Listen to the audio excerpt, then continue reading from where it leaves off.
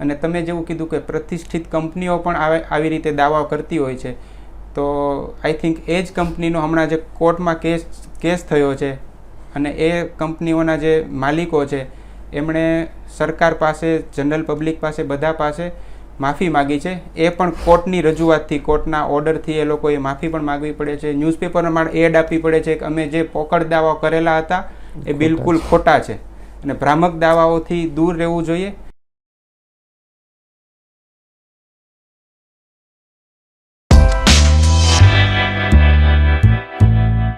Hello friends, હું છું health ગુરુ ચેનલથી ડૉક્ટર રાહુલ ગેલાણી. આજે આપણી જોડે છે મારા મિત્ર ડૉક્ટર મેહુલ વિરાણી. સાહેબ, આપનો પરિચય આપજો. નમસ્કાર મિત્રો, હું છું doctor Mehul Virani, diabetes and endocrinologist. હું પ્રેક્ટિસ કરું છું સુરતમાં, સ્ટેશન એરિયાની પાસે, આયુર્વેદિક કોલેજ પાસે, ઇન્ફિનિટી ટાવરમાં, Virani diabetes and endocrine clinic પર. એ મારું પ્રાઇવેટ ક્લિનિક છે અને મેં MBBS કર્યું છે બરોડા મેડિકલ કોલેજથી. એના પછી DNB મેડિસિન કર્યું છે સેન્ટ સ્ટીફન્સ હોસ્પિટલ દિલ્હીથી.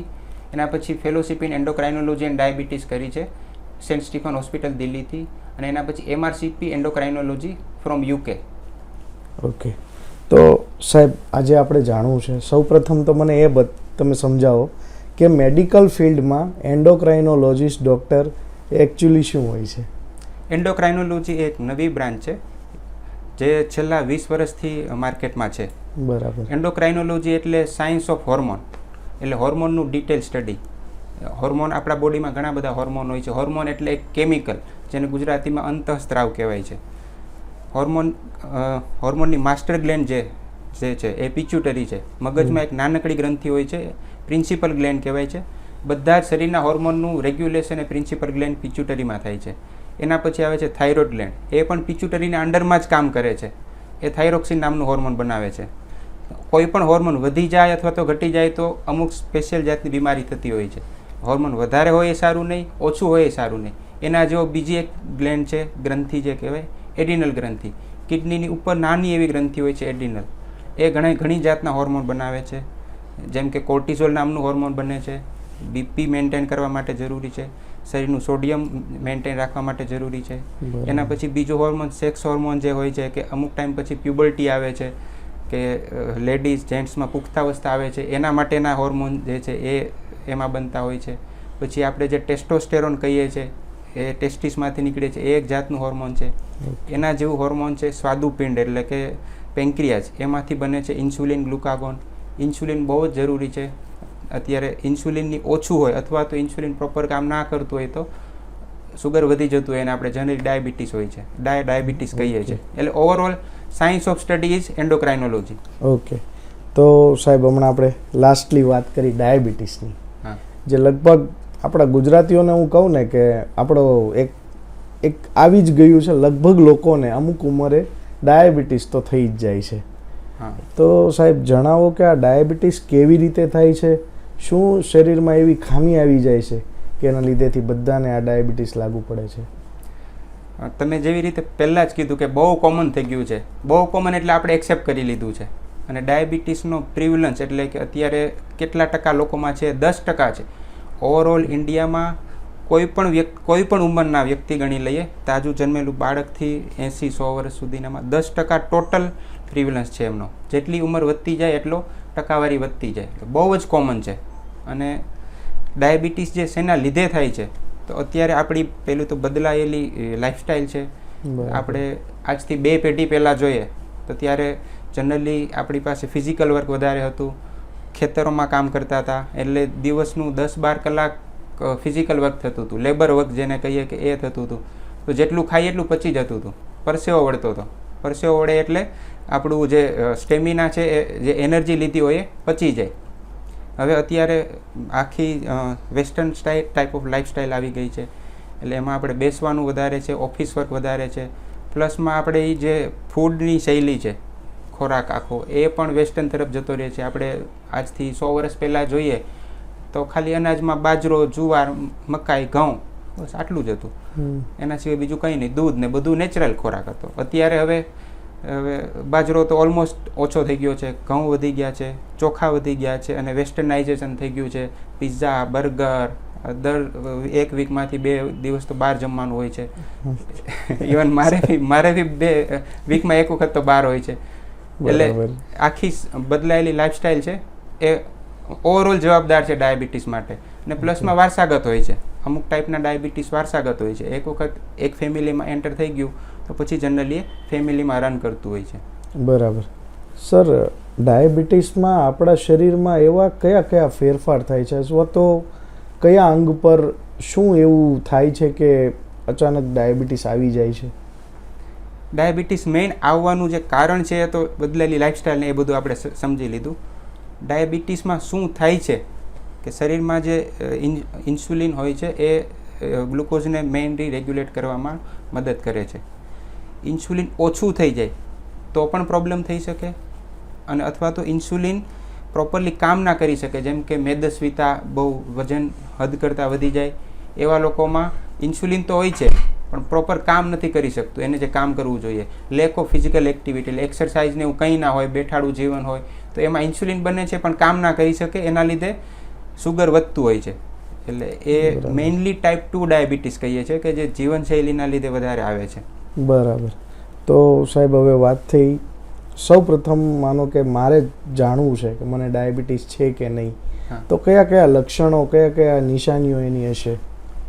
ડાયાબિટીસના લક્ષણોમાં જોવા જઈએ તો વજન ઘટી જવું, વારે બાથરૂમ આવવું, તરસ વધારે લાગવી, ખાસ કરીને રાતે 2-3 વખત વધારે બાથરૂમ આવવું, પછી ભૂખ પણ વધારે લાગે છે.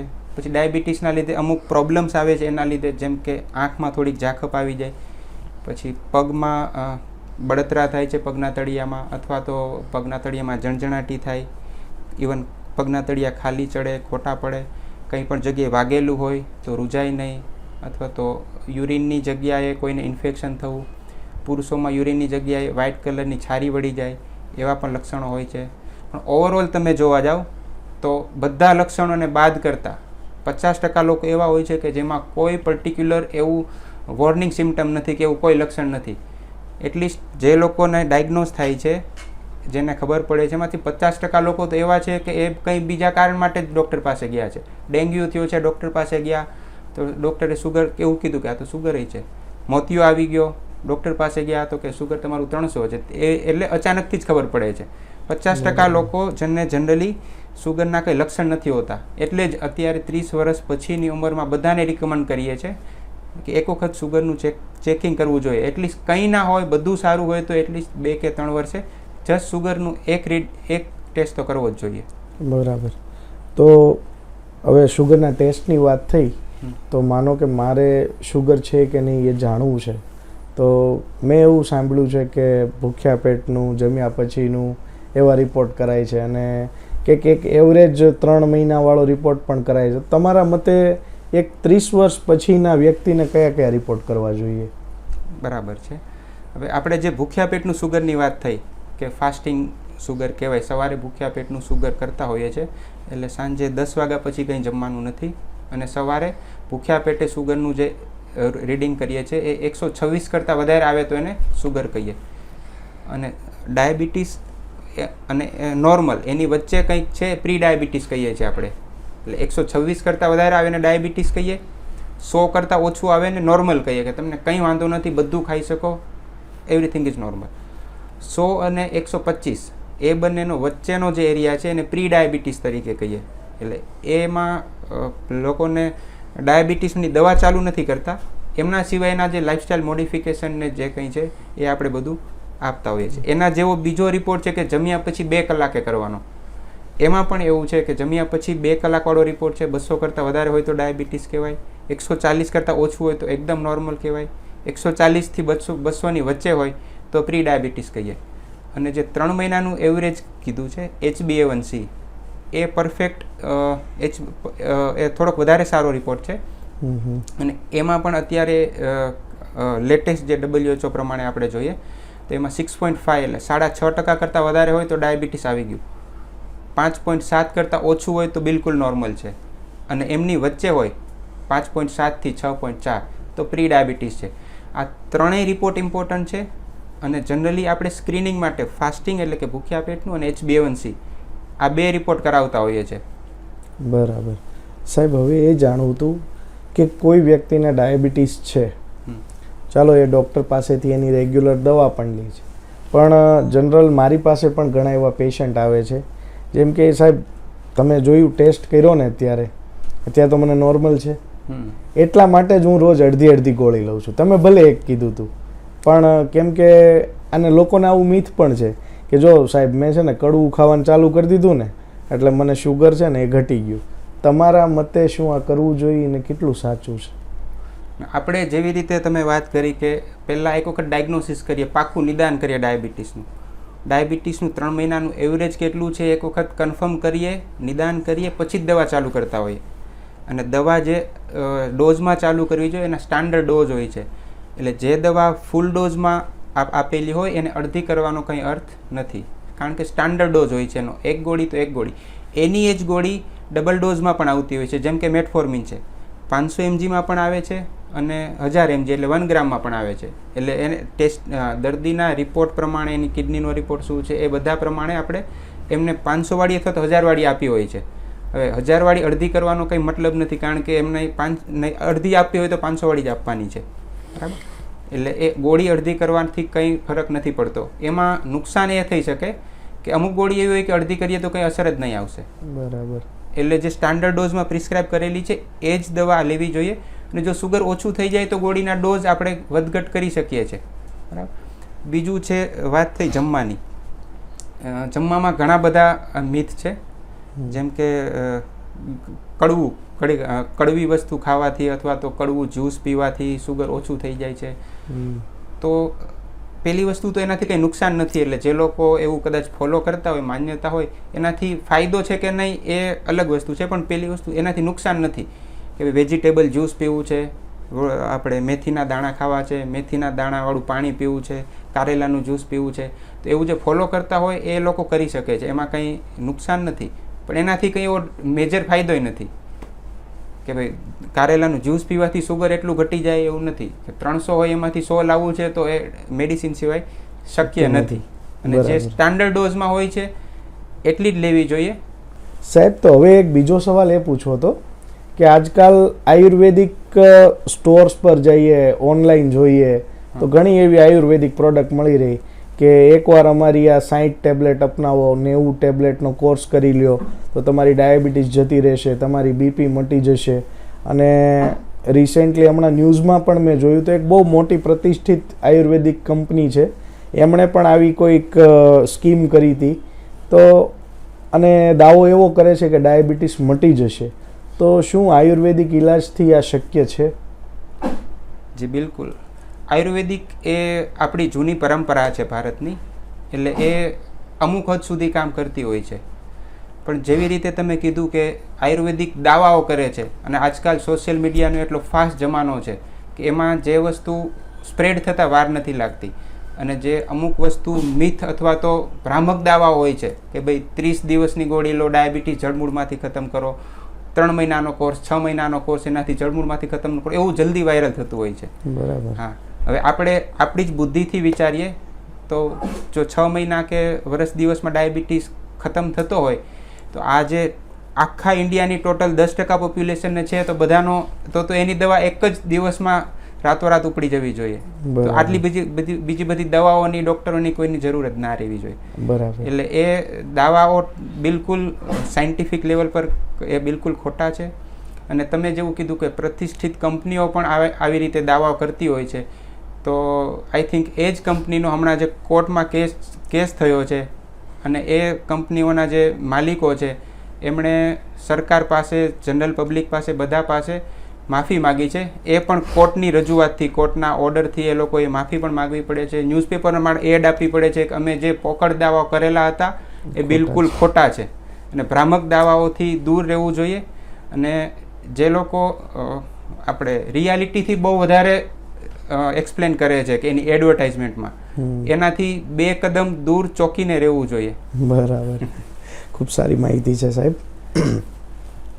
હવે તમને બીજો સવાલ એ પૂછવાનો હતો કે કોઈ વ્યક્તિ, ઘણા હવે આજકાલ ગૂગલનો જમાનો છે, આપણે જે દવાઓ આપીએ એ પેશન્ટ મોસ્ટલી એના વિશે ઘણું બધું ગૂગલ કરી લેતું હોય છે, તો સાહેબ ઘણા પેશન્ટ એવા સવાલ પૂછતા હોય છે કે તમે જે આ મેટફોર્મિન આપો છો એ હું કાયમના માટે લઈશ તો મારી બોડીને મારા શરીરને કેટલું નુકસાન કરશે? બરાબર. મેટફોર્મિન એ તમારો રાઇટલી ક્વેશ્ચન છે કે ઘણા લોકો ડાયરેક્ટલી આવીને પણ પૂછતા હોય છે કે સાહેબ મેટફોર્મિન નુકસાન કરે છે. એટલે એ લોકો અત્યારે આપણે જે દવાઓ લખે છે ડૉક્ટર એનું નામ જોયું અને ગૂગલમાં સર્ચ કરતા થયા છે અને એવું લખે છે કે મેટફોર્મિન અને કિડનીથી કંઈ ડેમેજ થાય તો ગૂગલ એના લીધે એના બેઝિસ પર માહિતી આપે છે, પણ એનું ઇન્ટરપ્રિટેશન બધા ડૉક્ટરો નથી હોતા, એટલે એનું ઇન્ટરપ્રિટેશન બહુ ગલત તરીકેથી થાય છે. મેટફોર્મિનની જે દવા આવે છે એ 1950થી આવે છે, 1950ની આસપાસથી એ બધા માણસોમાં યુઝ થાય છે અને એના પર અત્યારે રોબસ્ટ એવિડન્સ છે, સારામાં સારા એવિડન્સ છે કે એ દવા રેગ્યુલરલી લેવાથી, ઇવન લોંગ ટર્મ લેવાથી 20 વર્ષ 30 વર્ષ કંઈ નથી થતું. એ દવા અમુક કેસમાં કોશનમાં, એટલે કે અમુક કેસમાં આપણે ઓછી આપવી જોઈએ, અમુક પર્ટિક્યુલર કેસમાં બંધ કરવી જોઈએ. લાઈક જેનું ક્રિએટિનિન કિડનીનો રિપોર્ટ થોડોક ખરાબ આવે, કિડની પ્રોપરલી કામ ના કરતી હોય તો મેટફોર્મિનના ડોઝ અડધા કરવા પડે. એનાથી પણ ઓછી કામ કરતી હોય તો મેટફોર્મિન બંધ જ કરવી પડે. પછી કોઈ પેશન્ટને ઇન્ફેક્શન હોય, ઇન્ફેક્શન કેસમાં અથવા તો સ્ટ્રેસફુલ કન્ડિશનમાં મેટફોર્મિન ટ્રાન્ઝિયન્ટલી બંધ કરવી જોઈએ. ફરી પાછું એ ઇન્ફેક્શન સારું થઈ જાય પછી મેટફોર્મિન આપી શકાય છે. એટલે મેટફોર્મિન એક ફાઉન્ડેશન ડ્રગ છે.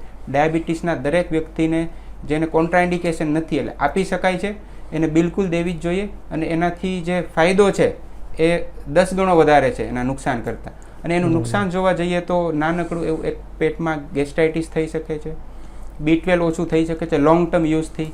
પણ આ બધે જે નાની નાની સાઇડ ઇફેક્ટ છે એને ઓવરકમ કરી શકાય છે. B12નું સપ્લિમેન્ટ લઈ શકાય, ગેસ એસિડિટીની સાદી પેન્ટોપ્રાઝોલની ગોળી આવે એ લઈ શકાય છે. અને મેટફોર્મિન ફાઉન્ડેશન ડ્રગ છે એટલે એ બિલકુલ ટાઈપ 2 ડાયાબિટીસના પ્રિસ્ક્રિપ્શનમાં હોવી જ જોઈએ.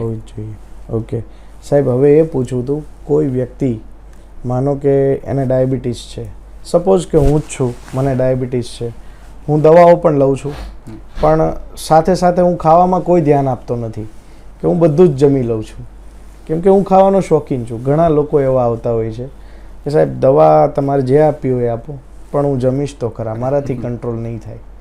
તો આવા દર્દીઓને વખત જતાં કેવા કેવા નુકસાનો થતા હોય છે? રાહુલભાઈ, ડાયાબિટીસની પહેલી દવા, પહેલું પગથિયું એ ગોળી નથી.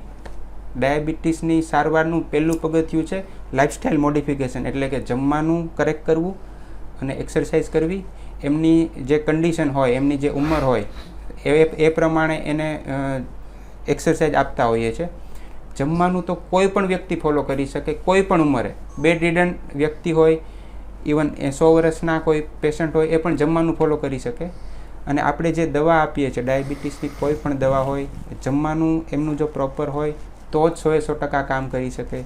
જમવાનું એમનું જો પ્રોપરલી ફોલો ના થાય તો ડાયાબિટીસની દવા એટલી સારી રીતે કામ નહીં કરે. એટલે જમવાનું ફરજિયાતપણે ફોલો કરવું જ જોઈએ અને જમવાનું એ જ દવા છે. બરાબર. ડાયાબિટીસ માટે જમવાનું એ જ દવા છે. ઇવન તમે વાત કરી કે યંગ પેશન્ટ, સપોઝ આપણે તમારું જ એક્ઝામ્પલ લીધેલું છે કે એકદમ યંગ પેશન્ટને ડાયાબિટીસ આવેલું છે. સપોઝ HbA1c 6.5 કરતાં વધારે હોય એટલે ડાયાબિટીસ કહીએ અને 7 છે, તો આપણે એવા કેસમાં ઘણી વખત કોઈ પણ દવા નહીં, ખાલી જમવાનું કરેક્ટ કરીએ, એક્સરસાઇઝ કરીએ, એનાથી પણ સુગર કંટ્રોલ કરી શકીએ. 4 વર્ષ 5 વર્ષ 10 વર્ષ કોઈ દવાની જરૂર નથી. પછી HbA1c અમુક લેવલ કરતાં વધશે તો જ દવાની જરૂર પડશે. એટલે જમવાનું એ જ દવા છે. Diet is medicine. ઓકે. હવે સાહેબ એ પણ પૂછવું હતું કે વખત જતાં, સમય જતાં, માનો કે વ્યક્તિ નોર્મલ એનો ડાયાબિટીસનું રૂટીન ફોલો કરે જ છે, પરંતુ અમુક વખતે દવાઓ બદલાવવી પડતી હોય છે. હવે કોઈ વ્યક્તિ સતત એકની એક દવા પર લાંબો ટાઈમ ચાલી જાય તો એના શરીરમાં કયા નુકસાન થઈ શકે જો હાઈ ડાયાબિટીસ થઈ જાય તો? ડાયાબિટીસ વધારે હોય તો શરીરમાં શું નુકસાન થાય છે? હા, જે નુકસાન થાય એને આપણે ડાયાબિટીસની કોમ્પ્લિકેશન કહીએ છીએ. ઘણી વખત આપણે ડૉક્ટર પાસે જઈએ, કોઈ દવા આપેલી હોય છે, ડાયાબિટીસ કંટ્રોલ થઈ ગયું 2 મહિના પછી, પણ પછી ચેકય નથી કરાવતા, કંઈ નથી કરતા. ચેક કે ભાઈ આ દવા આપેલી છે, ચાલે છે, સાહેબે દવા આપેલી છે, બરાબર જ છે, પણ જે HbA1c છે 3 મહિનાનું એવરેજ એ આપણે દર 3 થી 4 મહિને કરવું જોઈએ. એટલે કે એક વખત ડાયાબિટીસ કંટ્રોલ થઈ ગઈ પછી ચેક કરતું રહેવાનું કે અત્યારે કંટ્રોલમાં જ છે ને. કંટ્રોલ હા એ બરાબર ના હોય તો કોઈ દવાનો ફેરફાર કરવો પડે.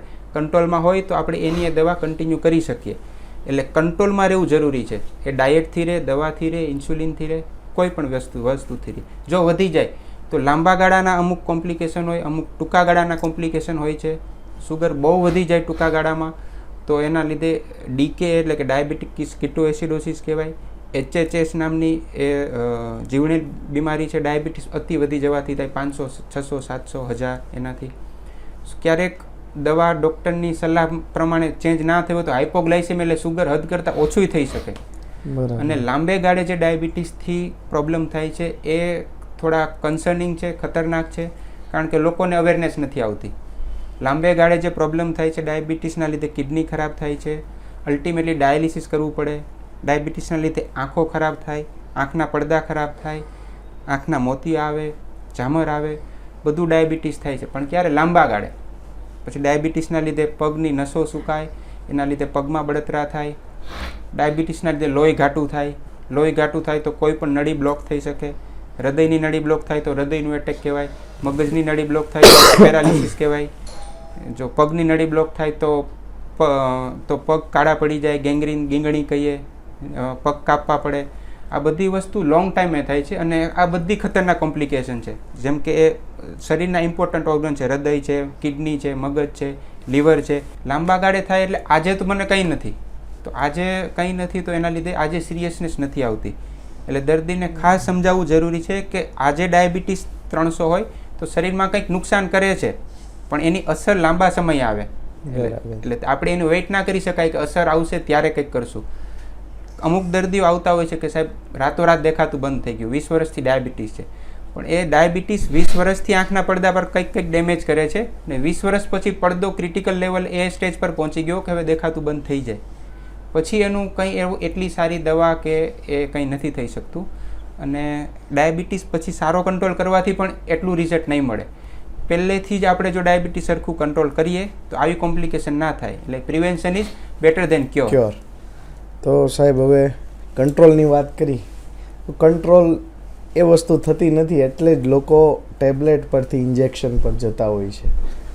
હવે ઇન્સ્યુલિનના ઇન્જેક્શન એ થોડા ટાઈમ પછી શરૂ થતા હોય છે. માનો કે જે વ્યક્તિ કંટ્રોલ ના કરે એ લોકોને, તો આના વિશે મને કહો કે આ ઇન્સ્યુલિનના ઇન્જેક્શન કેવી રીતે જાતે લગાવવાના હોય, કેવી રીતે આપવાના હોય, કેટલો ડોઝિંગ હોય, કેવું હોય? હા, ઇન્સ્યુલિન એ એક જાતની ડાયાબિટીસની દવા જ છે. ઇન્સ્યુલિન એ ઇન્ફેક્ટ શરીરમાં જ બને છે. શરીરને ઘટે છે એટલે આપણે બહારથી આપવું પડે છે. અને ઇન્સ્યુલિન એક હોર્મોન છે. ઇન્સ્યુલિનની દવા એટલે કે ગોળી નથી આવતી અને મોઢેથી નથી લઈ શકાતું, એટલે એમનું ઇન્જેક્શન આવે છે. અત્યારની ટેકનોલોજી પ્રમાણે નવા બહુ સારા પ્રકારના ઇન્સ્યુલિન આવી ગયા છે, હાઈલી પ્યોરિફાઈડ, કે એની સાઇડ ઇફેક્ટ કંઈ નથી. પછી એમને જે લેવાની ટેકનિક છે એમાં પણ ઘણા સુધારા થયા છે. ઇન્સ્યુલિન અત્યારે પહેલાં આપણે સોયથી લેતા હતા, એટલે સોયથી ભરવું પડે પછી લગાવવાનું હોય. અત્યારે એમાં ઇમ્પ્રુવમેન્ટ તરીકે પેન આવી ગઈ છે કે પેનમાં ભરવાની કોઈ જરૂર નથી. આપણે જેટલા યુનિટ લેવા હોય એટલા ડાયલ કરીને સીધું લગાવી શકાય. એમાં જે ઇન્સ્યુલિનની નીડલ હોય છે એની પણ લેન્થ અત્યારે પાતળી થતી જાય છે, શોર્ટ થતી જાય છે. પહેલાં 31 ગોજની નીડલ આવતી હતી, અત્યારે 32ની આવે છે. 33, 34ની પણ ઇમ્પોર્ટેડ અમુક નીડલો આવે છે કે જેનાથી દુખાવો તો ના થાય, ખબર પણ ના પડે. ઇન્સ્યુલિનના જે ઇન્જેક્શન હોય છે એ સબક્યુટેનિયસ એટલે કે ચરબીમાં આપવાનું હોય. પેટમાં લઈ શકાય, સાથળમાં લઈ શકાય, હાથમાં લઈ શકાય અને થાપાના ભાગમાં પણ આપતા હોઈએ છીએ આપણે નાના બાળકોને. હા, અને ઇન્સ્યુલિનમાં મિથ એવો છે કે જે આપણે એક વખત ઇન્સ્યુલિન ચાલુ કરીએ તો બંધ નથી થતા, પણ આ બિલકુલ ખોટી માન્યતા છે. ઇન્સ્યુલિનનું ઇન્ડિકેશન એટલે કે જરૂર શા માટે પડે છે એના પર ડિપેન્ડ કરે છે. ટાઈપ 1 ડાયાબિટીસ હોય તો એ તો ઇન્સ્યુલિન એમની જીવાદોરી છે, એમને જીવવા માટે ઇન્સ્યુલિનની જરૂર છે જ, એટલે એમને તો લાઈફ ટાઈમ લેવાના જ છે, એમાં કોઈ સ્કોપ જ નથી. ટાઈપ 2 ડાયાબિટીસવાળાને આપણે અલગ જરૂરિયાત પ્રમાણે આપતા હોઈએ છીએ. જેમ કે કોઈનું ઓપરેશન છે, સર્જરી છે, મોતિયાની નાની સર્જરી છે, ઇવન એમને કોઈ જાતનું સ્ટ્રેસફુલ કન્ડિશન છે, આઈસીયુમાં એડમિશન છે, કે કોઈ પણ જાતનું ફીવર કે કોઈ નાનું મોટું ઇન્ફેક્શન છે કે એનાથી દાખલ કરેલા છે, તો ત્યારે દવા બંધ કરી અને ઇન્સ્યુલિન આપતા હોઈએ છીએ. ઇન્સ્યુલિનની ખાસ વાત એ છે કે એને આપણે ગમે એટલા ટાઇટ્રેટ કરી શકીએ, એટલે વધારે ડોઝ કરી શકાય, ઓછો ડોઝ કરી શકાય. દવાનો ડોઝ સ્ટાન્ડર્ડ હોય, એક ગોળી તો એટલી જ અપાય, વધારે પણ ના આપી શકાય, ઓછી ના અપાય. ઇન્સ્યુલિનનો કોઈ એવો ડોઝ નથી હોતો. ઇન્સ્યુલિન સુગર પ્રમાણે આપવાનું હોય છે. 5 યુનિટે અપાય, 50 અપાય, ઇવન 300-400 યુનિટ સુધી બી ઘણી વખત લોકોને જવું પડે છે. ઇન્સ્યુલિન રેઝિસ્ટન્સ બહુ વધારે હોય, હેવી વેટ હોય તો એના માટે. એટલે અલ્ટિમેટલી સુગર કેટલું આવે છે એના પરથી આપણે ઇન્સ્યુલિનના ડોઝ કરતા હોઈએ છીએ. ઓકે, તો સાહેબ તમે ખૂબ જ જાણકારી ખૂબ જ સારી આપી ડાયાબિટીસના વિશે, એ બદલ ખૂબ ખૂબ ધન્યવાદ. Thank you.